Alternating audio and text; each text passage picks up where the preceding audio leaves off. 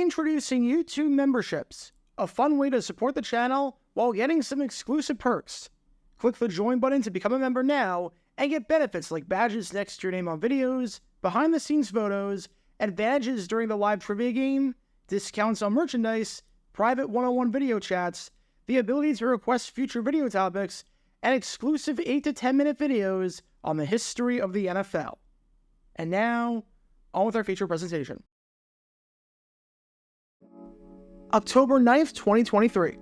It's week 5 of the NFL season, and as we wrap up the 5th week of the year, we've got an interconference battle on our hands between the Las Vegas Raiders and the Green Bay Packers in prime time at Allegiant Stadium, under the lights on Monday Night Football. This is a big game for both of these teams. For the Packers, they enter this one 2-2 after having a lot of time off following a Thursday night debacle the previous week against the Detroit Lions, which you can learn more about by clicking the card in the upper right corner. A loss here, and not only do they fall below 500 for the first time all season, but that gap between them and the Detroit Lions atop the NFC North grows awfully big and might be insurmountable. As for the Raiders, they enter this one at 1-3 after 3 straight defeats, so if they lose this game, a lot of questions are going to be asked, as their season might already be dead in the water, as coming back from a 1-4 start, especially since they still have to play the Kansas City Chiefs twice, is going to be very tough to do. As for how this game goes, it's a sloppy affair. It's not the best football, but following a good defensive stand by the Raiders, they lead it 17-13 with 5.5 minutes left in the contest. Ideally, you can control the clock, go on a long drive, and never give the ball back to Green Bay. With some good short passes and some hard running by Josh Jacobs, having control of the ball for the final 5 minutes is absolutely doable. And sure enough, to the credit of the Raiders, it seems like they're on track to do just that, as they get not 1, but 2 first downs to keep the clock running. Now, they've got a 3rd and 6 with 2:35 left, and with the Packers only having 1 timeout. If you pick up a first down, let's call it for what it is. This game is over. 1 first down ends the contest. Now the bad news on 3rd down is that they don't get the first down, as Amir Abdullah comes up just short. However, the good news is that not only does this play keep the clock running and take it down to the 2-minute warning, but it makes it 4th and super short. It's 4th and a yard. If you pick up 1 yard, that's the ball game. That's all you've got to do. So let's see what the Raiders have lined up here. Never mind, it's the 2-minute warning. Try and get them with a hard count and take it to the 2-minute break before going for it, because there's no reason to try it before that. I got ahead of myself. My bad. Take 2. Now, let's see what the Raiders have lined up here. You're kicking the field goal. You're kicking a 52-yard field goal. Josh McDaniels? What on earth are you doing? 1 yard ends the game, and you're trying a 52-yard field goal? Did you spend too much time at the spear or something? Josh McDaniels, for the 2nd time in the last 3 weeks, why are you kicking the freaking field goal? Yard try by Daniel Carlson. He hits the upright. No good. How many times do we have to teach you this lesson, old man? Welcome to Dumb Decisions.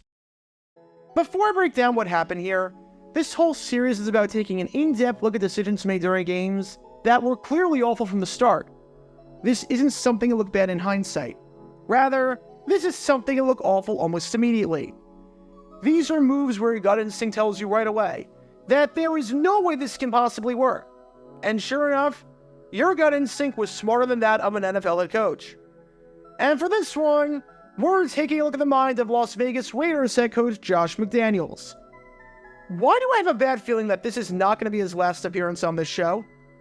You know, if I had a nickel for every time this season that Josh McDaniels, in a primetime home game, made a horrible decision in the 4th quarter to attempt a field goal instead of going for it, I'd have 2 nickels, which isn't a lot, but it's weird that it's happened twice, especially since, they've only had 2 such games in the first place. He may quite possibly the dumbest decision of the entire season 2 weeks ago by opting to kick a field goal with 2 minutes left down by 8 points, which you can learn more about by clicking the card in the upper right corner. And now, he follows it up with, well, whatever the heck this was. And no, I don't care that the Raiders won the game in the end and this ultimately did not matter, because it never should have come to that point. Kicking the field goal here was absolutely moronic, for reasons that we're going to get into. So with that being said, let's take a look at why kicking a field goal on 4th and 1 up by 4 points with 2 minutes left when you're at the 34-yard line is a really bad idea. As always, I like to look at the risk and reward of both sides. Option 1 was to go for it, which I think everyone with a brain would have done here. And option 2 was to try the field goal, which is what McDaniels opted to do for some reason. So with option 1, let's say you go for it. First off, it's only a yard. Picking up a yard is absolutely doable. You've got Josh Jacobs, the league leader in rushing yards last season. You can try a quarterback sneak. It's not like this was 4th and 3 or 4th and 6 or anything like that. You need 1 measly yard. And guess what happens if you pick up the 1 yard? Oh yeah, you win the game. You had a chance by picking up 1 yard to do something that no other option gives you the chance to do. And that is win the game right then and there, letting you avoid having to give it back to Jordan Love and the Packers offense. If you get 1 yard, the Packers don't have enough timeouts to stop the clock or change anything. If you get 1 yard, there's under 2 minutes left, and the Packers have 1 timeout, so they will call the timeout right after the first down. And then you take 3 kneel downs, and the game is over.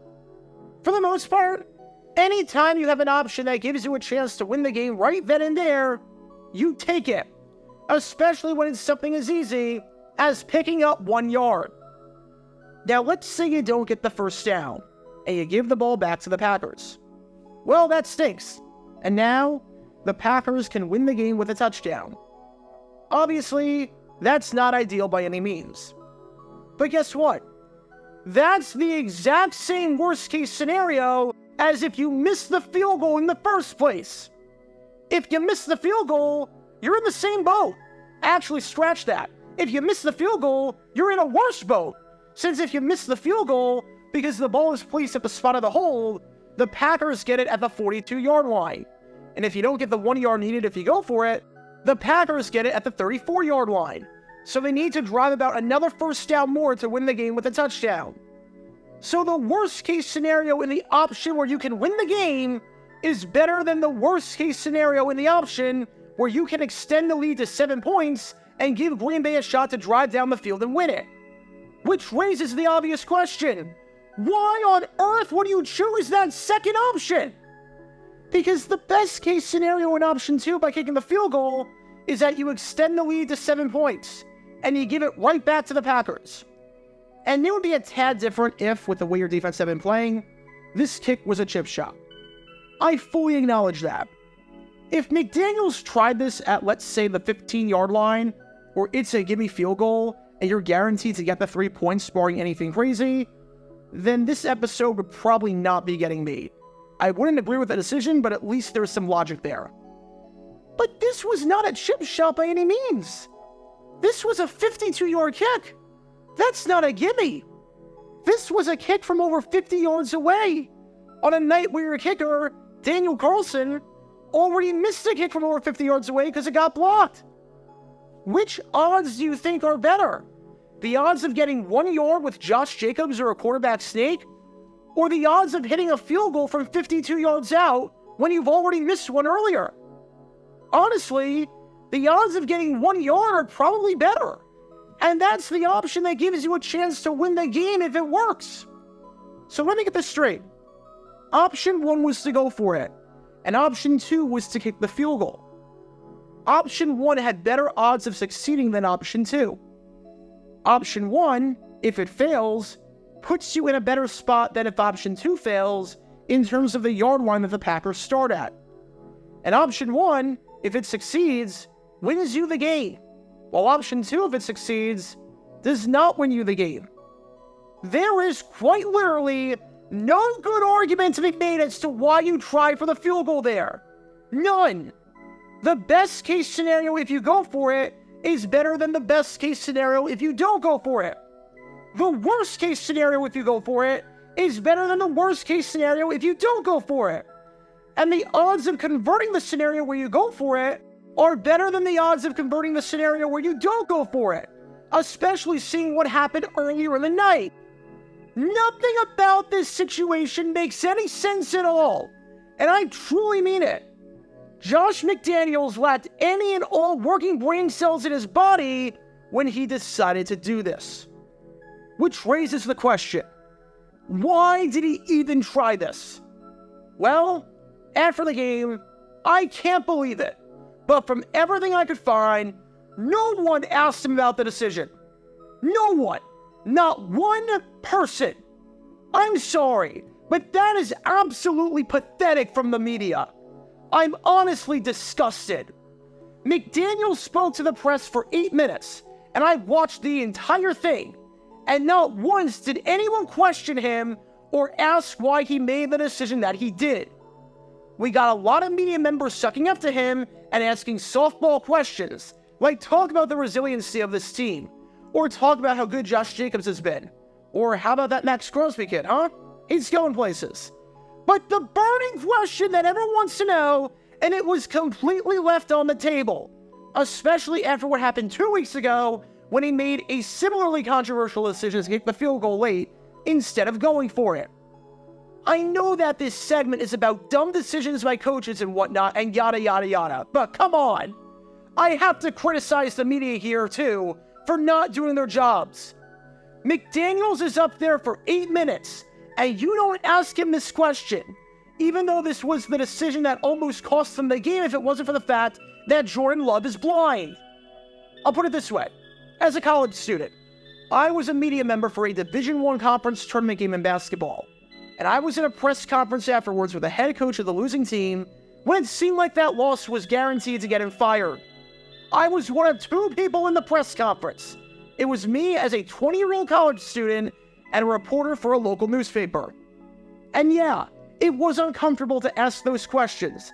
And obviously, you ask them with tact and you don't try and force the issue and bully them and whatnot. But you know what? As a reporter, that's what you do. You ask the tough questions, and you ask the questions that people want to know the answer to, because that is your job.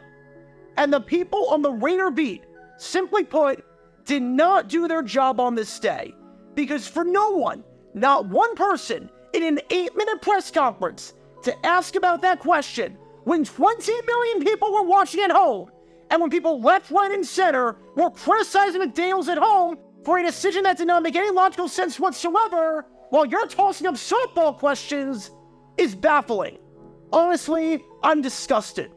And what's crazy is that this was not Josh McDaniels' only gaffe of the night. At the end of the first half, he had some absolutely bizarre clock management skills, where he could have gotten the ball back with 1:40 left at a timeout, but instead decided to save his timeout and got the ball back with 55 seconds, meaning that the Raiders had to rush down the field and ultimately had to clock it on a play, a wasted play. Again, they wouldn't have had to do that if they had 140, and ultimately they didn't score any points on the drive. Josh McDaniels is so bad at this and got spared by the fact that the Packers are not a well-coached football team and are not a good football team right now. I mean, holy cow, Josh McDaniels. You are so unqualified to be doing this, it is not even funny. So what do we learn from all of this? If you have the option to win a football game, and to do so, you need 1 yard, then take that option, especially when the second option is no guarantee by any means. If there are 2 options, and option 1 wins you the game, while option 2 does not, take option 1. If there are 2 options, and option 1 has a better chance of working than option 2, then take option 1. If there are 2 options, and should they fail, option 1 puts you in a better spot than option 2, take option 1. And for the love of God, Josh McDaniels, if you are ever in a spot late in the fourth quarter where you're debating what to do when it comes to kicking a field goal or going for it, listen to your gut, and then do the exact opposite.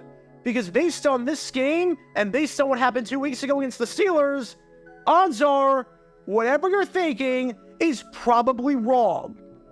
Because when all of these elements are in play, you can't exactly be surprised when this play backfires. Talk about a dumb decision. Get your official Jaguar Gear 9 merchandise by going to jj9shop.com, and be sure to like and subscribe, as it really helps the channel out a lot. Join me every Wednesday night where we'll play NFL Trivia for cash prizes at 9 p.m. Eastern over on Twitch. To learn more about the history of college football, subscribe to Jaguar Gator 8. To learn more about the history of Major League Baseball, subscribe to Jaguar Gator 7. Also, special thanks to all of our Patreon supporters for helping out the channel. Your support is greatly appreciated. See how you can become a patron and request future video topics in the description below.